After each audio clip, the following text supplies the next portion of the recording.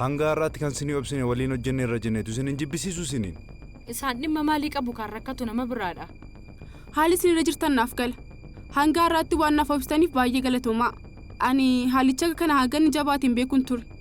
Yeroo gabaabaa naaf kennaati maal gochuu akka hin qabu sirriitti itti yaada. Maaliidha nuti kan obsinu? Giiftii koo anaadha ijoolleetti. Aha. Garaa hin obsu. Maal jechaa jirtaati? Waan gochuu dandeessu godhiiti maallaqa keenya nuuf kenna. Yoo hin taanis waan gurgurtan gurguraati mindaa keenya nuu kenna. Yoomidha kan inni kana godhe? Du'a isaa dura guyyaa tokko dursee dhugaatti ililli. Sanada kanarratti mallatteessiitii rakkoo keessa jiru keessaa baana.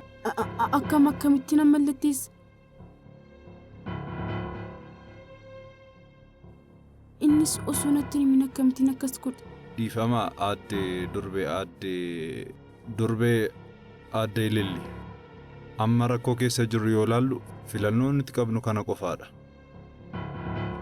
Dhaabbata isaaf qabeenya isaa akka hooggantuuf du'a isaaniif sababa jedhamtee akka shakkamtu aadde Ililii Taaddaseef du'a isaanii guyyaa tokkoon dura qabeenya isaanii akka dhaalchisan nutti himeera.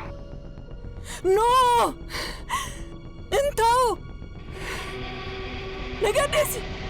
Gannadeesi! Garbittii kana! Maakiddaa tasgabbaa yaadaraa kee! Kan inni itti dhama'e garbittii tokkoof nagaddeesi! Maali soosniif godhan naman taatan sin? Gannadiisati moo gannadiisi? Mucaa isaanii Abeel abbaa qabeenyaa faashinii hunii kan ta'e hunaanteen hin ajjeeseera. Barbaacha poolisiin gochaa jiruunis hanga ammaatti Abeel Girmaa argamuu hin dandeenye. Gara fuulduraatti haalonni garamitti akka deeman hordofnes hin beeksifna.